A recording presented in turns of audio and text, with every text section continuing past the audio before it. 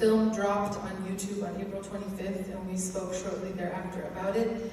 Then the footage of the 5 young women hostages were released, and it was devastating. And Anila, Soraya, and Daphne and I got on a call and said this has to happen sooner rather than later. So it was a wild ride, and here we are tonight. So I'm really grateful to you for such just an honorable evening, and that so many people turned out, and we hit it, it is an important issue that we needed to elevate. So thank you for all of the effort that went into this. Thank you. And bringing all of the teams together and everything. So thank you so much. I also need to share that I've been doing work with Women's Voices now for 12 years, and my job is to watch films about atrocities against women all over the world. And something that arises from that experience is seeing that no matter who you are as a woman, what country you come from, religion, race, creed, whatever your multiple identities are, violence against women is universal and it is the same all over the world. So it stands to reason that when an atrocity against women occurs, that we would all rise up and speak out against this, because it is really a global issue. So the silence of UN Women shocked me, as did the silence of women's rights organizations all over the world, because everything I thought we were going toward apparently was a lie, and I'm still recovering from this and carefully figuring out who are the allies in this work and how do we move forward in this time. But the truth of the matter is that as a world, as a global culture, we have an issue with sexual violence and not addressing it.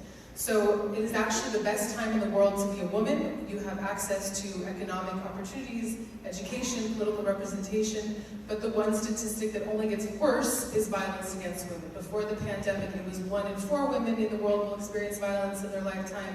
After the pandemic, it's 1 in 3.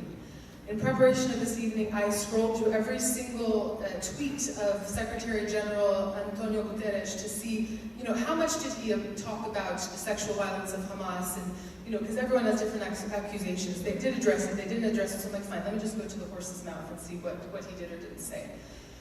There is sexual violence happening in Tigray, forced sterilization of Uyghur women in China. There is incidents in Ukraine, in Haiti, in Israel on October 7th, there is enormous amounts of sexual violence happening all over the world. He doesn't mention any of those things in his tweets. Actually, sexual violence committed by Hamas gets about 4 or 5 since October 7th. So comparatively, the issue is actually on his mind. At the same time that he was finally making a statement publicly around November 29th, at the same time, UN peacekeepers who had traded services they were supposed to provide to women in the DRC for sex were finally being brought to justice. And he didn't tweet about that. That would have been a real effort to show we are serious about addressing sexual violence in the world. So this is a global women's rights issue. It is not surprising that the UN was silent on it. What was surprising was that the rest of the world was silent on this issue. Yes.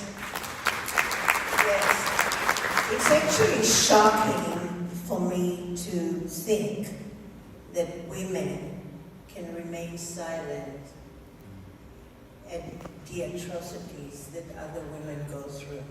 I was just privy to a documentary, actually film, that was taken in Ukraine, by the rapes and violations and violence against young women that are trying to cross the border.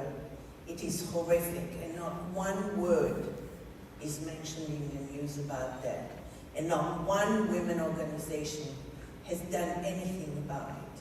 So it is horrific to think that women can be treated like that and that it's normalized. So my question is to you, Anila. You have gone out of your way to lead Muslim women organizations into standing up for the women that have suffered so much on October 7th, and generally for women that are suffering from violence against them. Can you please talk about what you guys are doing? Thank you so much, Daphna. I'm so happy to be here, to see so many diverse faces listening to our story, because that's what we want to do. I want you to look at those, imagine the faces of the criminals, the butchers that you saw in Cheryl's documentary. What kind of husband, father, brother do you think they are? Isn't that so sad for the Muslim women of the world? That those are the men that are representing Islam? And young people on campuses are thinking, Hamas is the savior of the Palestinians? Give me a break.